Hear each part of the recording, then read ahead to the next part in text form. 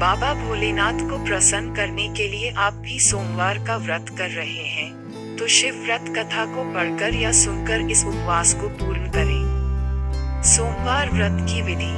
नारद पुराण के अनुसार सोमवार व्रत में व्यक्ति को प्रातः स्नान करके शिव जी को जल और बेलपत्र चढ़ाना चाहिए तथा शिव गौरी की पूजा करनी चाहिए। शिव पूजन के बाद सोमवार व्रत कथा सुननी चाहिए। इसके बाद केवल एक समय ही भोजन करना चाहिए। साधारण रूप से सोमवार का व्रत दिन के तीसरे पहर तक होता है, मतलब शाम तक रखा जाता है। सोमवार व्रत 3 प्रकार का होता है: प्रति सोमवार व्रत, सौम्य प्रदोष व्रत और 16 सोमवार का व्रत। इन सभी व्रतों के लिए एक ही विधि होती है। व्रत कथा। एक समय की बात है, किसी नगर में एक साहूकार रहता था। उसके घर में धन की कोई कमी नहीं थी, लेकिन उसकी कोई संतान नहीं थी, इस कारण वह बहुत दुखी था। पुत्र प्राप्ति के लिए वह प्रत्येक सोमवार व्रत रखता था और पूरी श्रद्धा के साथ शिव मंदिर जाकर भगवान शिव और पार्वती जी की पूजा करता था। उसकी भक्ति देखकर एक दिन मां पार्वती प्रसन्न हो गई और भगवान शिव से उस साहूकार की मनोकामना पूर्ण करने का आग्रह किया। पार्वती जी की इच्छा सुनकर भगवान शिव ने कहा कि हे पार्वती, इस संसार में हर प्राणी को उसके कर्मों का फल मिलता है और जिसके भाग्य में जो हो उसे भोगना ही पड़ता है। लेकिन पार्वती जी ने साहूकार की भक्ति का मान रखने के लिए उसकी मनोकामना पूर्ण करने की इच्छा जताई। माता पार्वती के आग्रह पर शिवजी ने साहूकार को पुत्र प्राप्ति का वरदान तो दिया, लेकिन साथ ही यह भी कहा कि उसके बालक की आयु केवल 12 वर्ष होगी। माता पार्वती और भगवान शिव की बातचीत को साहूकार सुन रहा था। उसे ना तो इस बात की खुशी थी और ना ही दुख। वह पहले की भांति शिवजी की पूजा करता रहा। कुछ समय के बाद साहूकार के घर एक पुत्र का जन्म हुआ। जब वह बालक 11 वर्ष का हुआ तो उसे पढ़ने के लिए काशी भेज दिया गया। साहूकार ने पुत्र के मामा को बुलाकर उसे बहुत सारा धन दिया और कहा कि तुम इस बालक को काशी विद्या प्राप्ति के लिए ले जाओ और मार्ग में यज्ञ कराना।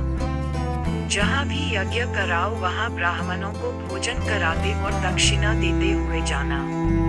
दोनों मामा भांजे इसी तरह यज्ञ कराते और ब्राह्मणों को दान दक्षिणा देते काशी की ओर चल पड़े।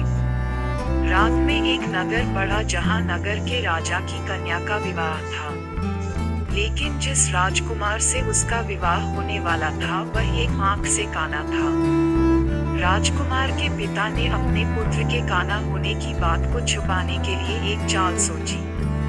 साहूकार के पुत्र को देखकर उसके मन में एक विचार आया। उसने सोचा क्यों न इस लड़के को दूल्हा बनाकर राजकुमारी से विवाह करा दूं। विवाह के बाद इसको धन देकर विदा कर दूंगा और राजकुमारी को अपने नगर ले जाऊंगा। लड़के को दूल्हे के वस्त्र पहनाकर राजकुमारी से विवाह कर दिया गया। लेकिन साहूकार का पुत्र ईमानदार था। उसे यह बात न्याय संगत नहीं लगी। उसने अवसर पाकर राजकुमारी की चुन्नी के पल्ले पर लिखा कि तुम्हारा विवाह तो मेरे साथ हुआ है, लेकिन जिस राजकुमार के संग तुम्हें भेजा जाएगा वह एक आंख से काना है। मैं तो काशी पढ़ने जा रहा हूँ। जब राजकुमारी ने चुन्नी पर लिखी बातें पढ़ी तो उसने अपने माता पिता को ये बात बताई। राजा ने अपनी पुत्री को विदा नहीं किया, जिससे बारात वापस चली गई। दूसरी ओर साहूकार का लड़का और उसका मामा काशी पहुंचे और वहां जाकर उन्होंने यज्ञ किया। जिस दिन लड़के की आयु 12 साल की हुई उसी दिन यज्ञ रखा गया। लड़के ने अपने मामा से कहा कि मेरी तबीयत कुछ ठीक नहीं है। मामा ने कहा कि तुम अंदर जाकर सो जाओ। शिवजी के वरदानुसार कुछ ही देर में उस बालक के प्राण निकल गए। मृत भांजे को देख उसके मामा ने विलाप शुरू किया। संयोगवश उसी समय शिवजी और माता पार्वती उधर से जा रहे थे। पार्वती ने भगवान से कहा, स्वामी, मुझे इसके रोने के स्वर सहन नहीं हो रहा। आप इस व्यक्ति के कष्ट को अवश्य दूर करें। जब शिवजी मृत बालक के समीप गए तो वह बोले कि यह उसी साहूकार का पुत्र है जिसे मैंने 12 वर्ष की आयु का वरदान दिया। अब इसकी आयु पूरी हो चुकी है। लेकिन मातृभाव से विभोर माता पार्वती ने कहा कि हे महादेव, आप इस बालक को और आयु देने की कृपा करें, अन्यथा इसके वियोग में इसके माता पिता भी तड़प तड़प कर मर जाएंगे। माता पार्वती के आग्रह पर भगवान शिव ने उस लड़के को जीवित होने का वरदान दिया। शिवजी की कृपा से वह लड़का जीवित हो गया। शिक्षा समाप्त करके लड़का मामा के साथ अपने नगर की ओर चल दिया। दोनों चलते हुए उसी नगर में पहुंचे जहां उसका विवाह हुआ था।